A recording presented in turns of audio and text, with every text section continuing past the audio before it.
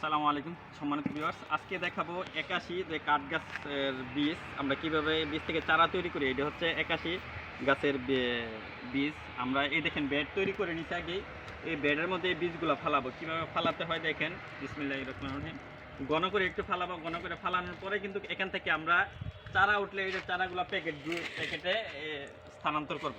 আগে শুধু চারা ওঠার জন্য আমরা বেড আগে প্রস্তুত করে নিয়েছি, প্রস্তুত করে নিয়ে কিন্তু এখানে আমরা বীজগুলো ফালিয়ে দিচ্ছি।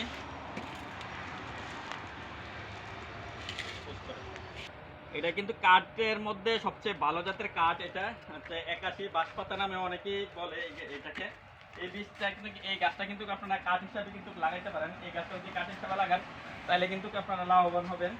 তাই কাঠ কিন্তু খুব ভালো, খাট সুকিস আনা সব কিছু হয় এটা দিয়ে।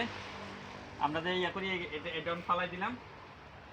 হ্যাঁ, ফালানোর পরে দেখবেন যে আমরা দেখেন আমরা বীজগুলা কি ঘন করে ফালাইছি। এইগুলোর উপর এখন আমরা মাটি দিয়ে দিব, যে মাটি দিয়ে ঢেকে দিব। ঢেকে দেওয়ার পরে আমরা এটার মধ্যে কিন্তু পানি দিব।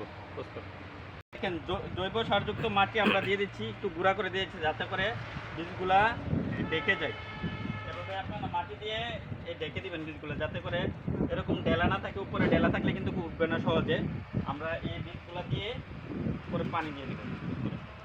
এ দেখেন আমরা মাটি দিয়ে ঢেকে দিয়েছি। মাটি দিয়ে ঢাকার পরে আমরা কিন্তু এখানে পানি দিয়ে ভিজিয়ে দিব। পানি দিয়ে যাতে করে রস থাকে মাটির মধ্যে। পানি দিয়ে ভিজানোর পরে আমরা কি প্রসেস করতেছি দেখেন। পানি দিয়ে ভিজিয়ে দিব, ভিজানোর পরে আমরা উপরে চাটাই দিয়ে দিব।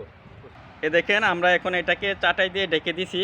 এটা কিন্তু 10 দিনের মধ্যেই, 1 সপ্তাহ থেকে 10 দিনের মধ্যে কিন্তু চারা গজায় যাবে। যখন চারা গজায় যাবে তখন কিন্তু এটা আমরা চাটাইগুলো উঠাই দিব। উঠাই দেওয়ার পরে কিন্তু এখানে রস থাকে যাতে পানির ব্যবস্থা করব। দেখেন আমরা এখানে একটা শেডরুম ছিল, শেডরুমের উপরে কিন্তু বীজগুলো ফালাইছি দ্রুত ওঠার জন্য, বেশি রৌদ্র না লাগার জন্য এবং বৃষ্টি না পড়ার জন্য। হয়তো শেডরুম নষ্ট হয়ে গেছে, তারপরে এখানে ছায়া পড়ে বা রৌদ্র কম লাগে।